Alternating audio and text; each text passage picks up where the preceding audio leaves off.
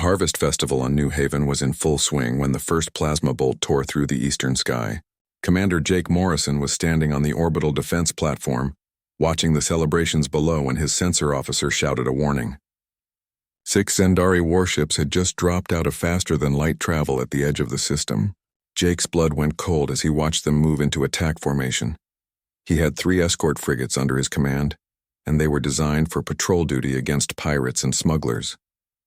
The Zendari battle group approaching them was built for war. Jake hit the emergency broadcast system and started screaming evacuation orders to every settlement on New Haven. 200,000 civilians lived on the colony world below, and most of them were at the festival grounds celebrating the season's successful crop harvest. Linda Morrison was down there somewhere in the crowd. His wife worked as a colonial administrator, and she was supposed to be coordinating the festival events from the main pavilion. Jake tried to reach her on the private channel, but the Zendari were already jamming communications. He watched helplessly as the enemy fleet ignored his frigates completely and began bombarding the planet's surface. The first strikes hit the orbital defense satellites that protected New Haven from asteroid impacts. They exploded in brilliant flashes of light that would have been beautiful if they weren't so terrifying. Jake ordered his 3 frigates to engage the enemy, but he knew it was hopeless. His ships had light railguns, meant for precision work, and the Zendari vessels had military-grade shields that could absorb anything he threw at them. Down on New Haven's surface, the festival crowd scattered in panic as explosions bloomed across the colony's main settlement. The Zendari were targeting population centers with deliberate precision. Buildings that housed thousands of families collapsed into rubble. The hospital that Linda had helped build last year took a direct hit and disappeared in a ball of fire. Jake watched it all happen on his tactical display and felt something break inside his chest. His frigates managed to land a few hits on the trailing Zendari destroyer, but it barely slowed down. Return fire from the enemy fleet crippled the escort frigate Defender and sent it spinning out of control. Jake ordered the survivors to abandon ship and focused on trying to save as many colonists as possible. His remaining 2 frigates moved into low orbit and started using their cargo transporters to beam up civilians from the surface. Linda's voice finally came through on the emergency channel, and Jake almost sobbed with relief. She was alive, and she was organizing evacuation groups at the spaceport. Her voice was calm and professional, even though Jake could hear explosions in the background. She told him that at least 50,000 civilians had made it to the transport ships and were lifting off. She said she loved him, and then the channel went dead as another plasma strike hit the spaceport complex. Jake screamed her name into the comm system but got no response. The tactical display showed the spaceport as a glowing crater. His hands were shaking so badly that his executive officer had to take over the evacuation coordination. Over the next 3 hours, they managed to save 50,000 colonists by cramming every available ship past safe capacity limits. The Zendari fleet let them go without pursuit, as if the enemy didn't even consider the fleeing refugees worth the ammunition. When the bombardment finally stopped, New Haven's surface looked like a graveyard. Entire cities had been reduced to smoking ruins. The carefully maintained agricultural zones that fed 3 other human colonies were burning wastelands. 150,000 human civilians lay dead in the wreckage, including children and elderly who had never hurt anyone in their entire lives, including Linda Morrison, who died trying to save others while her husband watched from orbit. The Galactic Council convened an emergency session 3 days later. Ambassador Patricia Hayes stood before the assembled alien representatives and demanded justice for the unprovoked attack on New Haven. The council chamber was a massive circular room with seats arranged in ascending tiers around a central speaking platform. Representatives from 40 different alien species looked down at Patricia with expressions ranging from sympathy to boredom. The Zendari ambassador was a tall, reptilian creature named Vex Korath, who had personally ordered the attack on New Haven. He stood before the council and claimed that humanity had been expanding too aggressively into what the Zendari considered their territory. He said the attack was a measured response to human provocation. Patricia played the recordings from New Haven that showed families running from bombardment and hospitals burning. Vex Korath watched the footage without any visible emotion. The council deliberated for 2 days while Jake Morrison sat in the gallery watching the proceedings with empty eyes. He had not slept since Linda died. He had not eaten. He just sat there listening to alien politicians discuss his wife's death, like it was an abstract problem that needed a diplomatic solution. Finally, the council reached their verdict. The Zendari Empire would pay reparations equivalent to the cost of rebuilding New Haven. They would issue a formal apology to humanity. They would promise not to attack human colonies again without going through proper council arbitration procedures first. The Zendari ambassador accepted these terms with what looked like a smile on his reptilian face. The council president declared the matter resolved and moved on to discussing trade disputes. Patricia Hayes returned to Earth and reported directly to President William Carter in the White House Situation Room. Admiral George Bennett was there along with the Joint Chiefs of Staff. They all sat in silence as Patricia explained that the Galactic Council considered 150,000 human lives to be worth nothing more than an apology and some construction money. President Carter asked if there was any chance of appealing the decision. Patricia said the council's ruling was final. The room stayed quiet for a long time after that. Admiral Bennett finally spoke up and said that humanity had been preparing for this possibility since first contact with the Galactic Council 3 years ago. He said the shipyards that the council thought were building cargo vessels and colony transports had actually been constructing warships. He said Earth had a fleet ready to deploy and all they needed was the order. President Carter looked around the table at his advisors. These were good people who had spent their careers trying to build peaceful relationships with alien civilizations. They had believed that diplomacy and understanding could solve any conflict. The attack on New Haven had proven them wrong. Carter asked if there were any objections to rejecting the council's ruling and seeking their own justice. Nobody spoke. Jake Morrison was promoted to captain and given command of the EDS Retribution 3 weeks later. The ship was humanity's first true warship, built specifically for offensive military operations. It had railguns that could punch through any known shield technology. It had missiles carrying nuclear warheads. It had electronic warfare systems designed by people who remembered Earth's bloody history. Jake stood on the bridge and looked out at the fleet assembling around him in dark space beyond Neptune's orbit. There were 12 warships in his battle group and 300 more scattered across human-controlled space. The Galactic Council had no idea they existed. Admiral Bennett's face appeared on the main view screen and gave Jake his orders. Take the fleet into Zendari territory. Find military targets. Show them what happens when you kill humans and think there will be no consequences. Make them understand that humanity does not forgive and does not forget. Jake thought about Linda and the festival that never got to finish. He thought about the children's choir that had been practicing for weeks to perform that day. He thought about the hospital where doctors had been treating sick colonists when the plasma bombs fell. He gave the order and the fleet jumped to faster than light travel. Behind them, Earth's shipyards continued building more warships. Humanity had tried peace and been rewarded with massacre. Now they would try something else. Captain Jake Morrison's battle group emerged from faster-than-light travel at the edge of Zendari space, exactly 4 weeks after New Haven burned. His 12 warships spread out in a formation that would have confused any Galactic Council naval officer. There were no neat lines or ceremonial positioning. The human ships moved like a pack of wolves hunting prey, with each vessel covering different angles and maintaining irregular distances from each other. The Zendari military, station orbiting Takris Prime, detected them immediately and sounded battle alerts across the system. Commander Vex Korath was in charge of the defensive fleet stationed there, and he laughed when he saw the tactical display. 12 primitive human ships were approaching his force of 40 Zendari warships.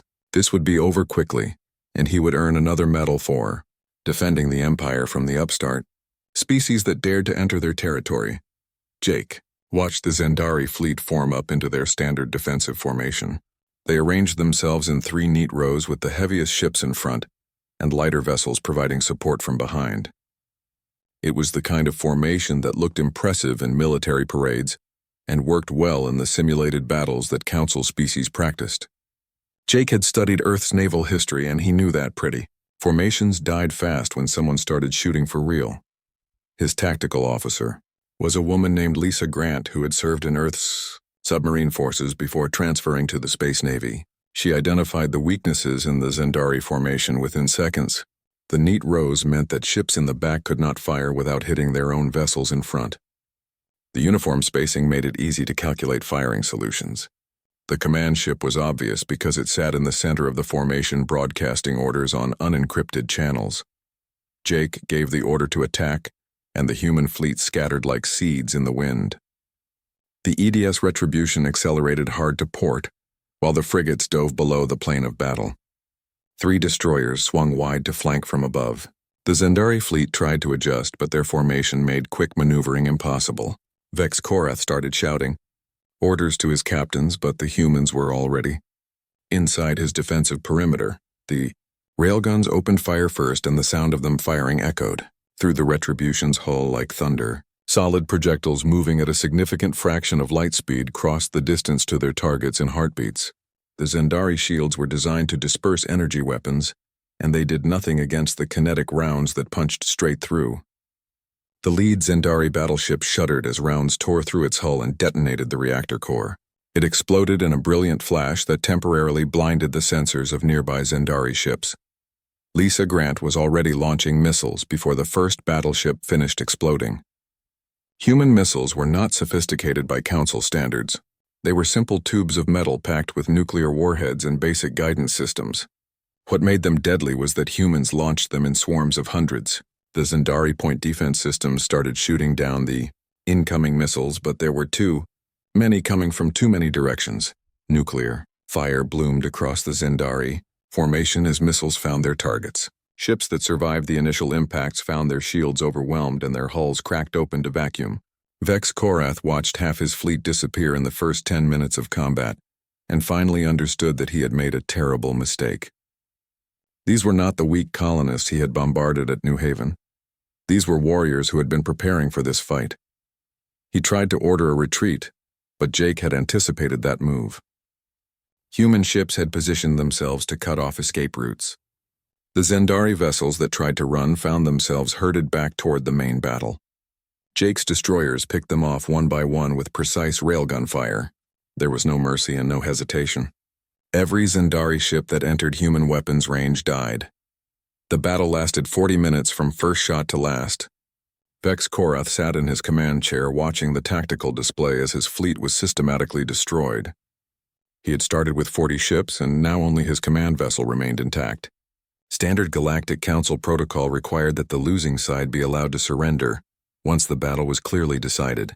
He opened a channel to the human fleet and broadcast his surrender using the proper diplomatic codes. Jake Morrison received the surrender request on his bridge. His crew looked at him, waiting for orders. Lisa Grant quietly reminded him that council law required them to accept the surrender. Jake thought about Linda dying at the spaceport while trying to save others. He thought about the 150,000 civilians who never got a chance to surrender. He opened a channel to Vex Korath and spoke clearly. He told the Zendari commander that New Haven had not been offered the chance to surrender before the bombardment began. He said that human children had not been given the opportunity to negotiate before plasma fire consumed them. He said that humanity had come to deliver justice, not to follow council rules. Then he gave the order to fire, and the EDS Retribution's main railgun turned Vex Korath's command ship into expanding debris.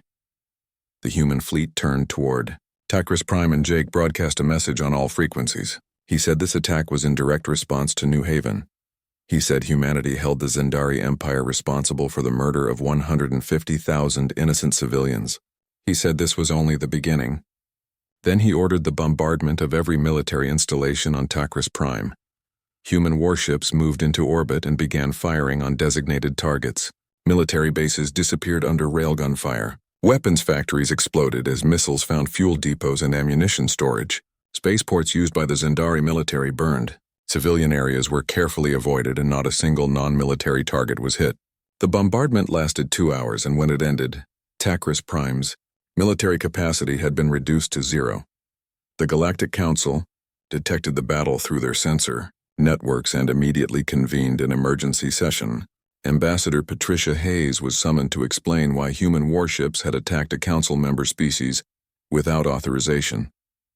She walked into the council chamber wearing a black dress in mourning for New Haven.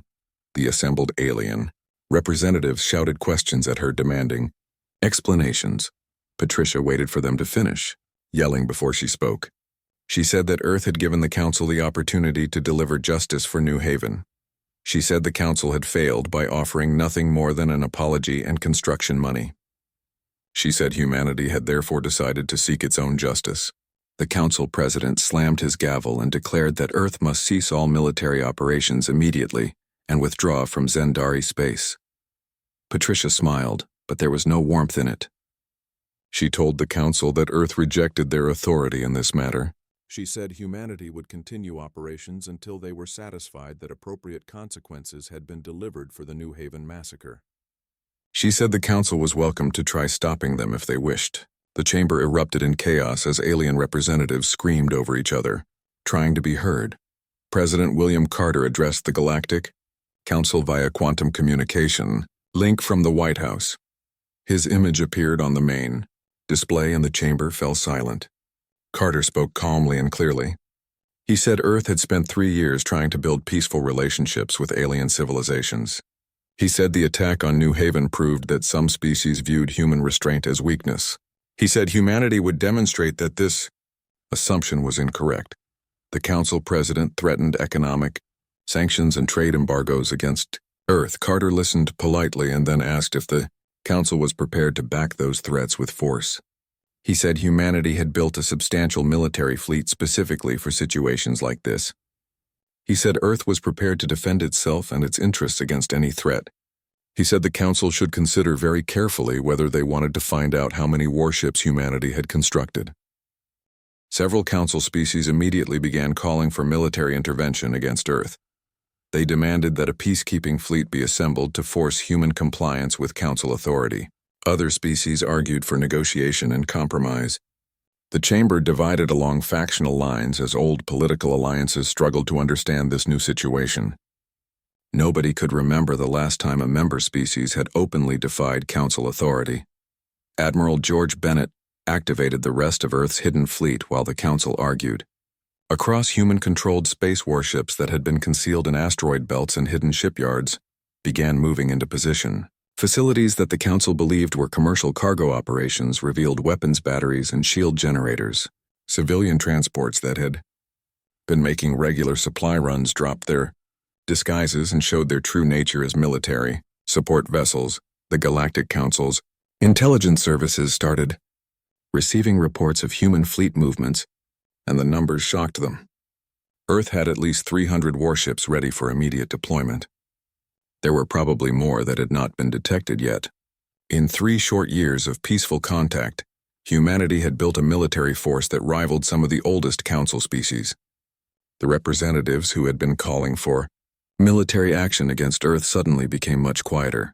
Jake Morrison stood on the bridge of the EDS Retribution, looking at the burning military installations on Takris Prime below. His tactical officer Lisa Grant reported all targets destroyed, and no civilian casualties detected. Jake nodded and ordered the fleet to jump to the next target.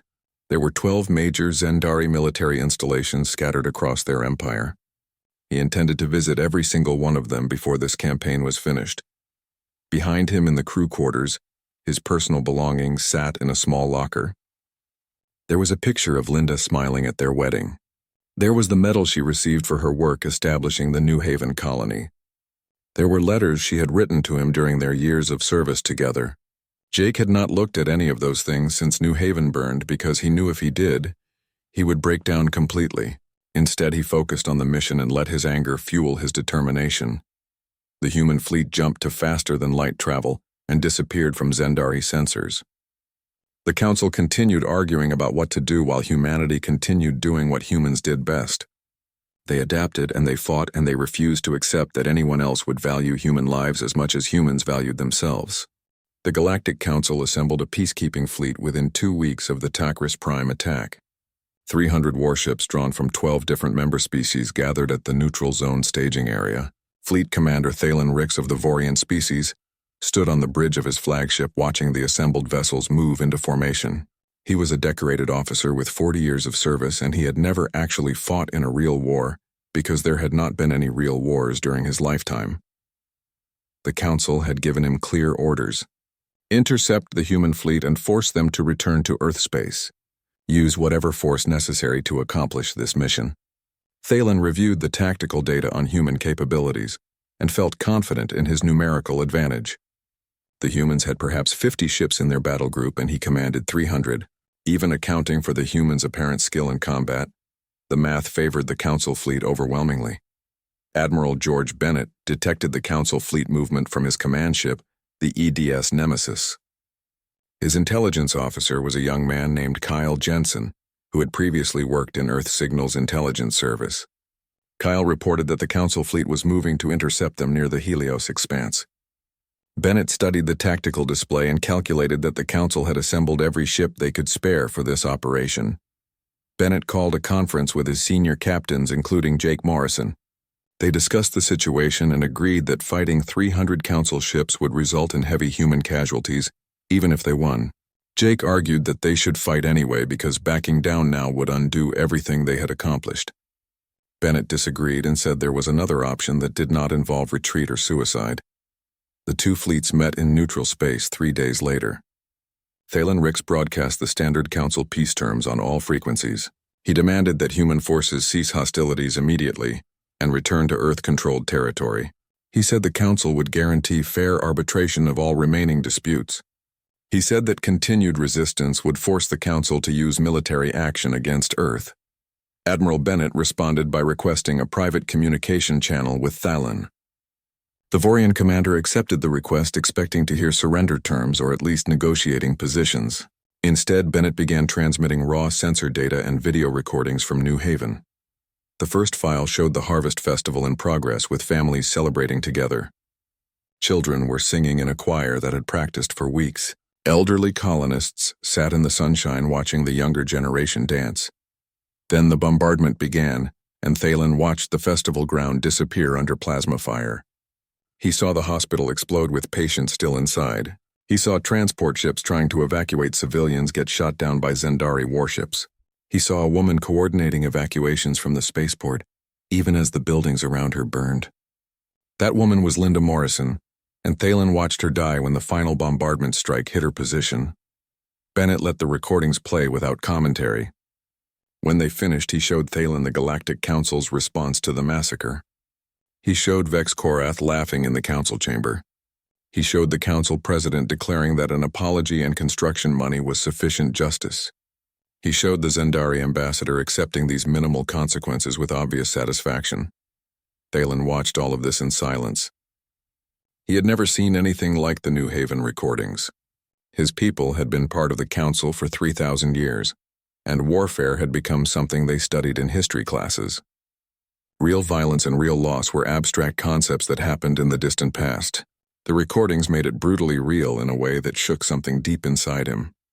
Bennett finally spoke after the recordings ended. He asked Thalen a simple question. If this had happened to a Vorian colony, would Thalen accept an apology as justice? Would he return home satisfied if someone murdered 150,000 Vorian civilians and paid construction costs? Would he trust the council to value Vorian lives appropriately? Thalen tried to answer but found that he could not. Bennett continued speaking in the same calm tone. He said that humanity had given the council every chance to deliver real justice. He said the council had proven their system was designed for species that had forgotten what loss truly meant. He said humanity would not make that mistake. He said the council fleet could try to stop them, but it would cost lives on both sides. He asked Thalen to consider whether defending the Zendari Empire was worth Vorian blood. The communication ended, and Thalen sat in his command chair staring at the tactical display. His orders were absolutely clear. Stop the human advance by any means necessary. His duty demanded that he follow those orders regardless of personal feelings. But something about Bennett's words had struck deep. The Vorians prided themselves on honor and integrity. Was there honor in protecting species that committed atrocities? Was there integrity in enforcing rules that valued politics over justice? Captain Lisa Grant detected unusual movement in the Zendari fleet before Thalen made his decision. She reported to Admiral Bennett that a Zendari battle group was attempting to flank the Council peacekeeping fleet. The Zendari were planning to use the Council ships as cover while they attacked the human forces. It was a tactically sound move that put the Council vessels directly in the potential crossfire. Bennett immediately transmitted this intelligence to Thalen, along with the full sensor data. The Vorian commander verified the information and felt rage building in his chest. The Zendari were willing to endanger Council peacekeepers to gain advantage against the humans. They were treating his ships as disposable shields. Every officer in the Council fleet could see the Zendari movement now and understand what it meant. Thalen opened another private channel to Bennett and asked what the human admiral intended to do. Bennett said he planned to engage the Zendari fleet regardless of Council interference.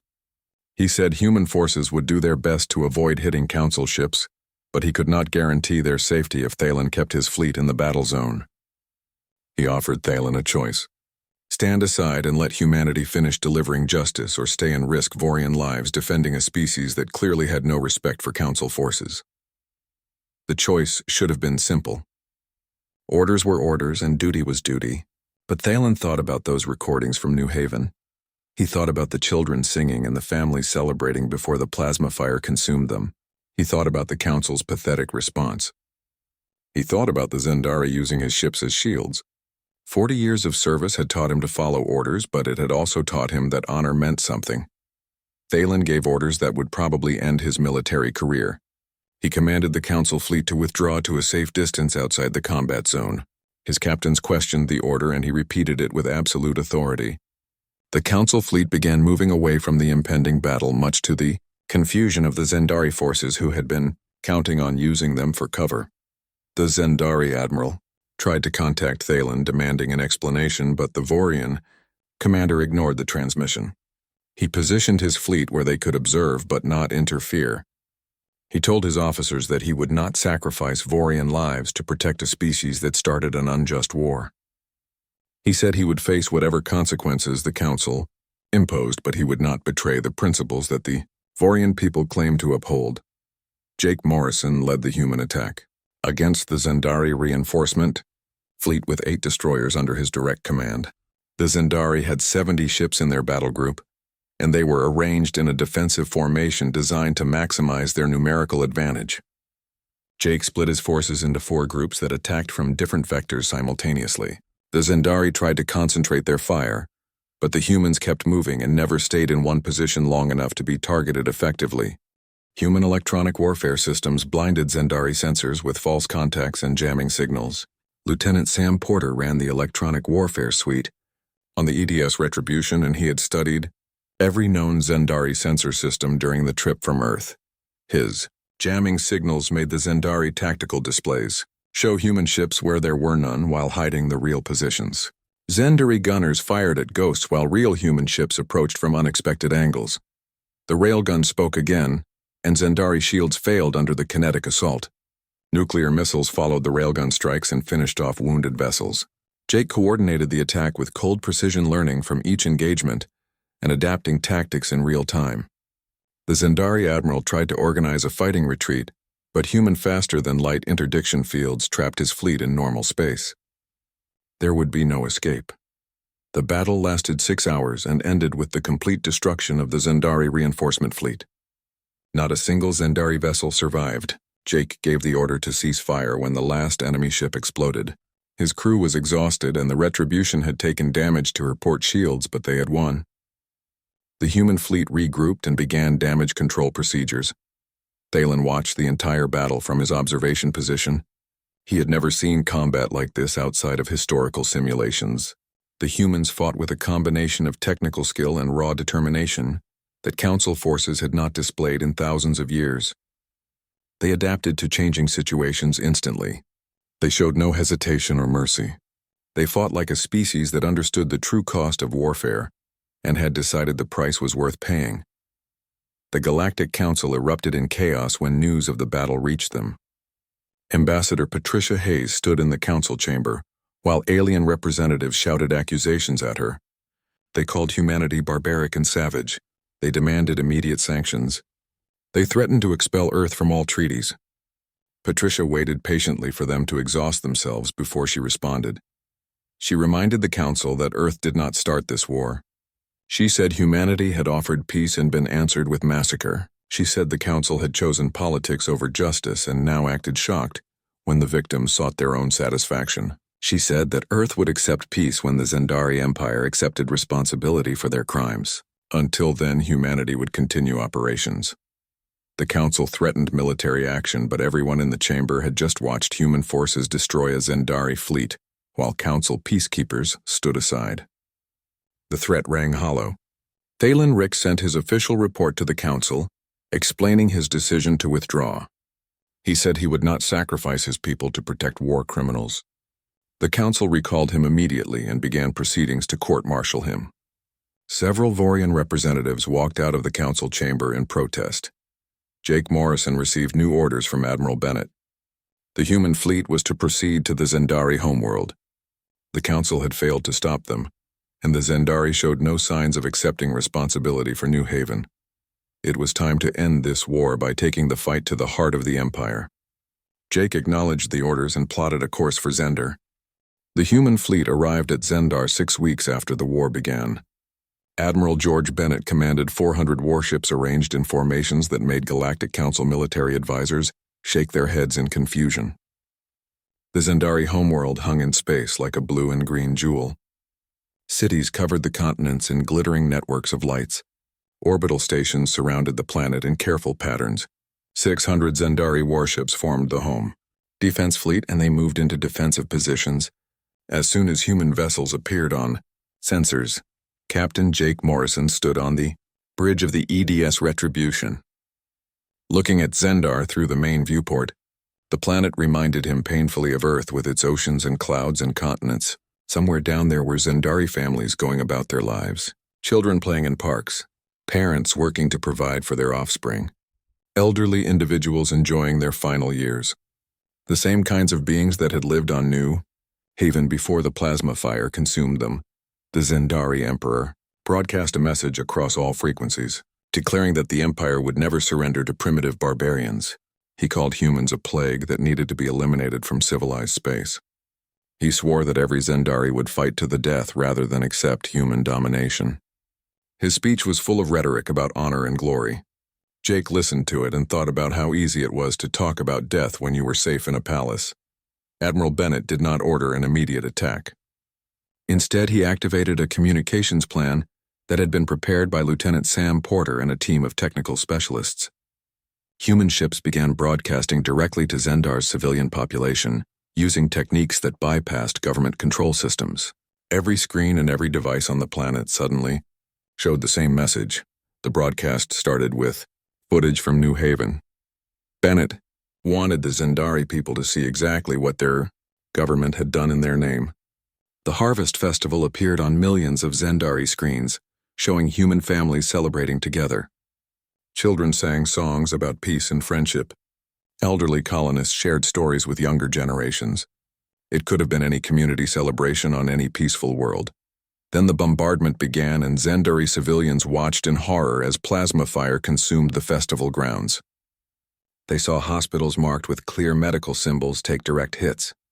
They saw transport ships trying to evacuate civilians get shot down by Zendari military vessels. They saw residential districts collapse into rubble. They saw 150,000 human beings die for no reason, except that they existed in territory the Zendari wanted. Bennett narrated the footage in a calm voice, explaining what each scene showed. He pointed out that New Haven had no military installations. He explained that the colonists were farmers and teachers and doctors who had never threatened anyone.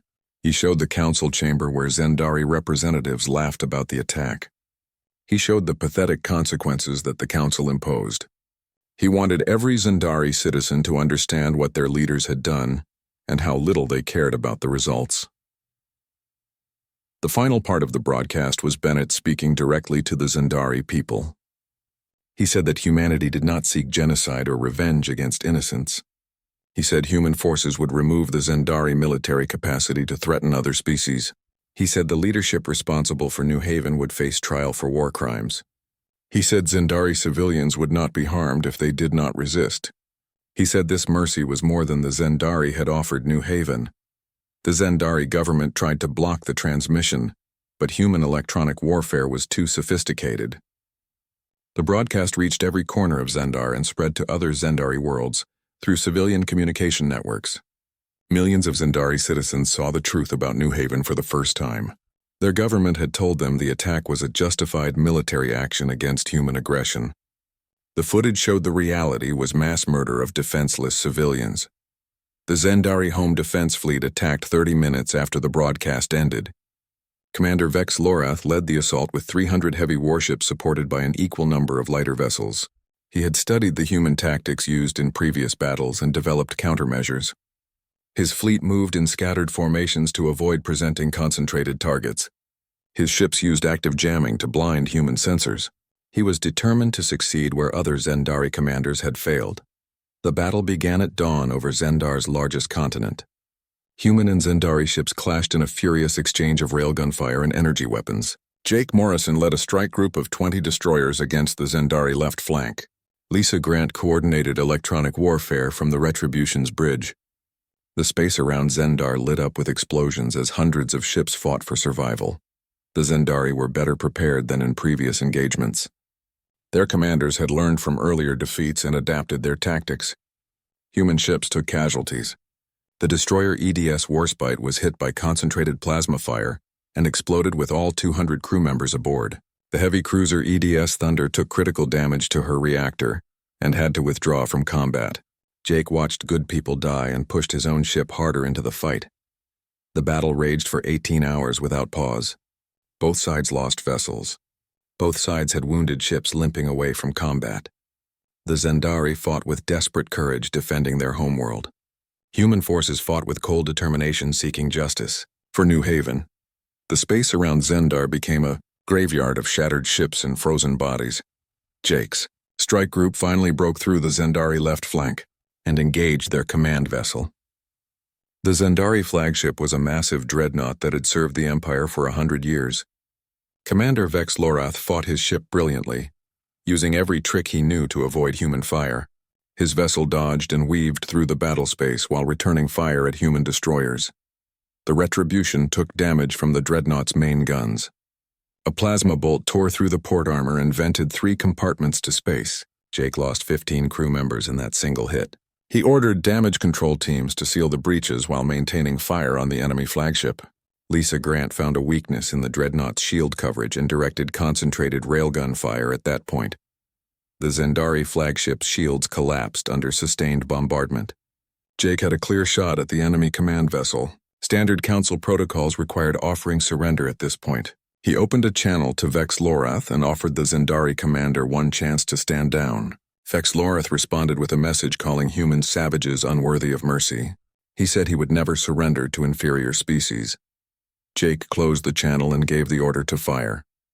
The Retribution's main railgun punched through the dreadnought's hull and detonated the reactor core. The flagship exploded in a flash of light that briefly outshone Zendar's sun. There were no survivors. Jake felt nothing as he watched the enemy command vessel die. He had offered mercy and had it rejected. The consequences were on Vex Lorath. The destruction of their flagship broke the Zendari Home Defense Fleet. Ships began surrendering or retreating in disorder. Admiral Bennett accepted surrenders and allowed retreating vessels to withdraw to designated areas. The battle was effectively over. Human forces had won at significant cost, but they had won. Zendar's orbital defenses were destroyed. The home defense fleet was scattered. The planet lay defenseless before the human armada. Something unexpected happened as the battle concluded. Civilian broadcasts from Zendar's surface began reaching the human fleet. Zendari citizens were transmitting surrender offers and pleas for mercy. They were condemning their own government for starting a war they could not win. They were asking humanity to spare their families and their world. The Zendari Emperor attempted to flee the planet in a private yacht. His own palace guard stopped him at the spaceport. A security officer named Krell transmitted a message to Admiral Bennett, offering to hand over the Emperor if humans would guarantee fair treatment. Bennett agreed, and a human marine landing team led by Sergeant Tim Brooks took custody of the Emperor and his senior military advisors. Admiral Bennett ordered the siege to end. Human forces occupied only military facilities and government centers. Marine units secured weapons depots and command posts but avoided civilian areas. Relief supplies were immediately distributed to population centers. Medical teams led by Dr. Helen Cruz began treating wounded Zendari soldiers alongside human casualties. The occupation was professional and restrained. Jake Morrison stood in the ruins of the Zendari Military Command Center the next day. The building had been hit by precision strikes that destroyed equipment, but left the structure standing. He walked through empty corridors looking at the remnants of the empire that had murdered his wife. On one wall he found a memorial honoring Zendari warriors who had died defending the empire over the centuries.